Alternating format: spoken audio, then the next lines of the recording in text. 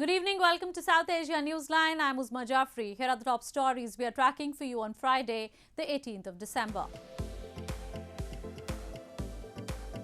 Indian PM Modi again defends new farm laws, assures MSP will continue.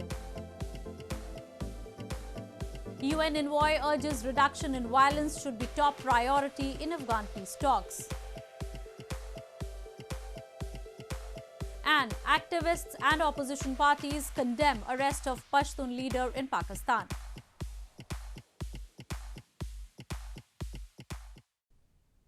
And now for all the details.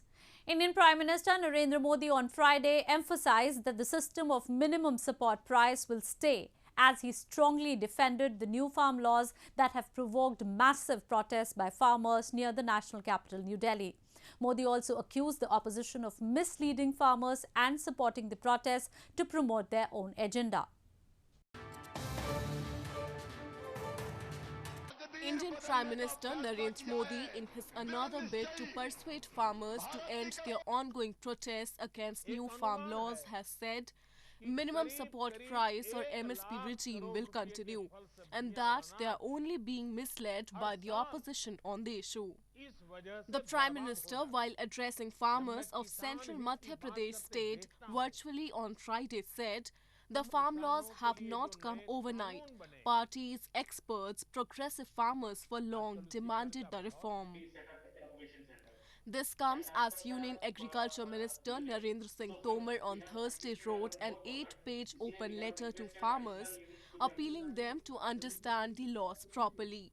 He also said the government is ready to give a written assurance regarding MSP. और इसलिए मैं देश के प्रत्येक किसान को ये विश्वास दिलाता हूं कि पहले जैसे एमएसपी दी जाती थी वैसे ही दी जाती रहेगी। एमएसपी न बंद होगी न समाप्त होगी। Meanwhile, the ongoing farmers' protest at borders of Indian capital New Delhi entered its 23rd day on Friday. Farmers from northern Punjab, Haryana and Uttar Pradesh states have been protesting at the Singhu, Tikri and the Ghazipur borders, demanding the laws be repealed as they fear they will lead the government to stop buying their produce at guaranteed prices and leave them at mercy of private players. The UN Secretary-General's Special Representative for Afghanistan Deborah Lyons has said she expects reduction in violence will be a top priority when the Afghan peace talks resume in early January. The peace talks between the Afghan government and the Taliban, which were being held in Doha since September, have been halted without any major conclusion. At the time when international experts are raising concern over increasing violence in Afghanistan amid halt in peace talks due to resume from January, US envoy Deborah Lyons has said she expects violence will be a top priority when the peace talks resume. Lyons on Thursday told the Security Council that achieving sustainable peace in Afghanistan will only be possible if security anxieties are addressed and the process is inclusive from the outset, with meaningful participation by women, youth, minorities, victims of conflict and religious leaders. Any sustainable peace will need to be owned by Afghanistan's very diverse society. This is only possible if the process is inclusive from the outset, with meaningful participation by all constituencies, including women, youth, minorities, victims of conflict, and religious leaders. Meanwhile, as disagreement on the venue of the next round of peace talks continue between Afghan government and the Taliban, President Ashraf Ghani has invited the militant group to Kandahar province to hold a discussion about bringing peace in the war-torn country. Referring to the recent attacks by the Taliban in various parts of Kandahar, Ghani has pledged that the Afghan security forces will restore security for the people in the province. In news from Pakistan, the Pakistan government has decided to hold the Senate elections in February. Amid controversy of early polls in the upper house of the parliament, Prime Minister Imran Khan has assured his party's ally, Muttahida Qaumi Movement, of a prominent role in the recently formed Gilgit-Baltistan government, while the MQM gave him complete assurance of support in the forthcoming elections. A delegation comprising the federal ministers and parliamentarians from Muttahida Qaumi Movement (MQM) Pakistan on Thursday called on Prime Minister Imran Khan, where they assured him of complete solidarity during the upcoming Senate elections. During the meeting, it was decided that Khan's Pakistan Tehreek-e-Insaf Party (MQM) and Grand Democratic Alliance, a cluster of 7 different local parties in Sindh, would jointly contest the Senate polls. The MQM is a prominent ally of the government at centre. The federal government earlier decided to hold Senate elections in February and invoke advisory jurisdiction of the Supreme Court on open voting for the polls. The elections are to be held for 52 seats of the upper house because as many members of the 104-member Senate will retire on March 11. However, controversy over the elections has intensified as the Pakistan's People's Party and Pakistan Muslim League Nawaz have rejected early polls. Moving on. Activists and opposition political parties have condemned the arrest of Pashtun leader Ali Wazir, who is also a member of National Assembly of Pakistan, over charges of passing derogatory remarks against state institutions.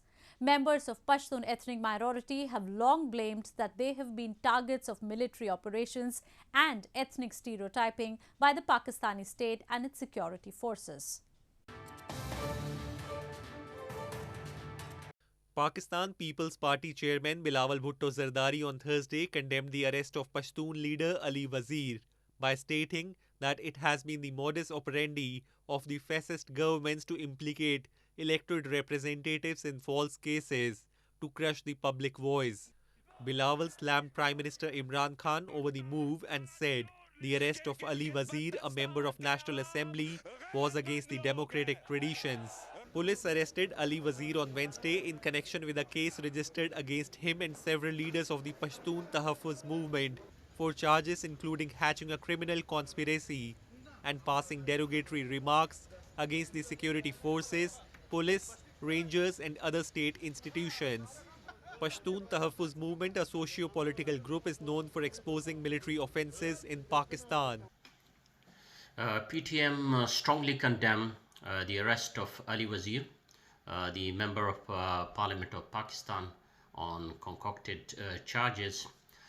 This arrest shows the fascist face of the state of Pakistan, depriving its citizens of the freedom of expression and the right to assembly.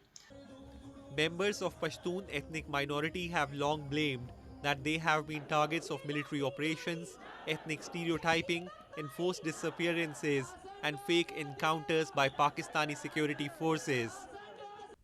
Amid reports regarding the apprehension of 36 Indian fishermen by the Sri Lankan Navy, New Delhi has said it is in close touch with Colombo to verify the information as well as to ensure consular access to the Indians and facilitate their early release.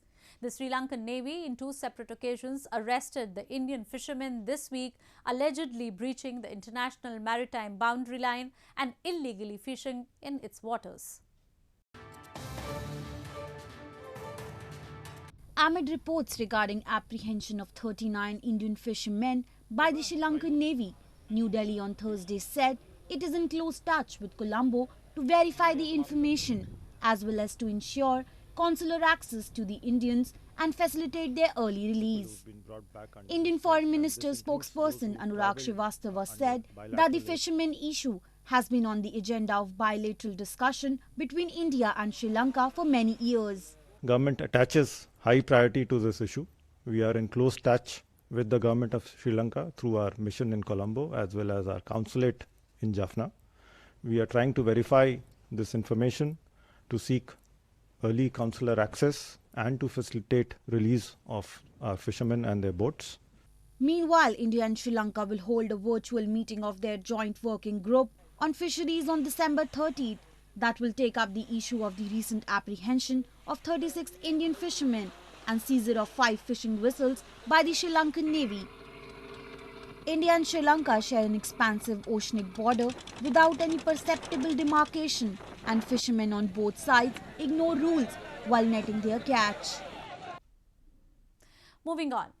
Just weeks after the world's loneliest elephant was rescued from a life of misery in Islamabad Zoo, 2 Himalayan brown bears were airlifted from Pakistan's capital to a sanctuary in Jordan this week.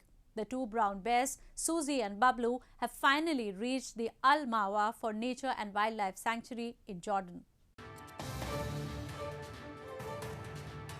2 former dancing bears have been removed from a controversial Islamabad zoo just weeks after the world's loneliest elephant was rescued from the institution. The bears were the final animals to be rescued after a court ordered the zoo be closed, following years of campaigning by advocates including US pop stars Cher. Susie and Bablu, 2 Himalayan brown bears, were prepared to be airlifted on Wednesday from Pakistan's capital to a sanctuary in Jordan. Dr. Amir Khalil, a vet with rescue organization For Paws, said both bears had serious health problems, adding that they would need time to adapt to their new environment. The 2 bears have serious health problems, not physical, because physically we were able to manage with the bear in the last weeks, but the main problem, as they consider, according to the record, as former dancing bears. So some of the dancing bears without teeth at all. This rescue operation comes weeks after an elephant called Kavan, dubbed the world's loneliest of his species, was rehoused after leaving the zoo. People across India have started thronging markets for Christmas shopping by following safety protocols amid coronavirus pandemic. Shops filled with Christmas trees, Santa Claus dolls, stars and lights are attracting customers from all faiths.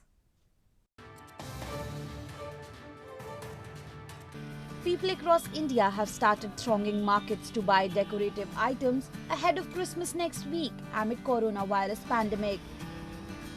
Shops in southern Hyderabad city were on Thursday evening filled with Christmas trees, Santa Claus dolls, stars and lights, which are attracting customers from all faiths.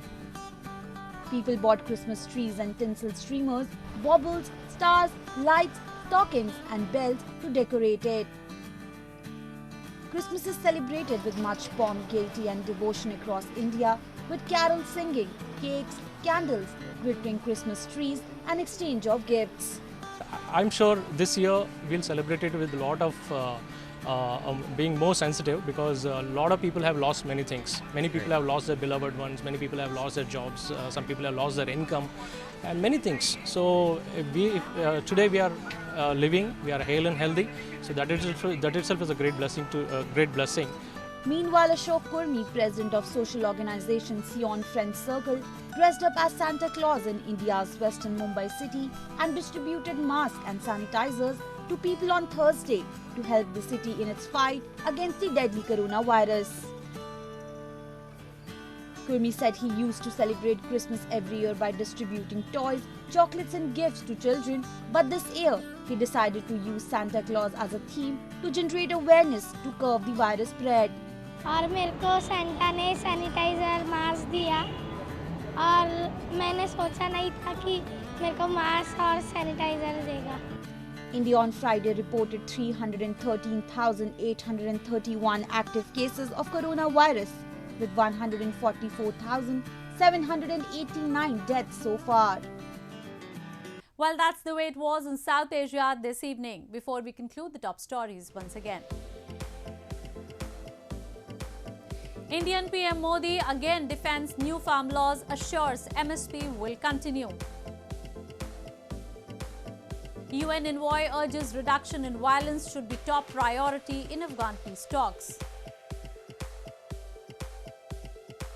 And activists and opposition parties condemn arrest of Pashtun leader in Pakistan. Now our viewers can watch the show on SouthAsiaNewsline.com. You can also visit us on Facebook.com/SAsiaNewsline and follow us on Twitter @SAsiaNewsline. That's all in tonight's edition. We'll see you same time next week. Have a great weekend.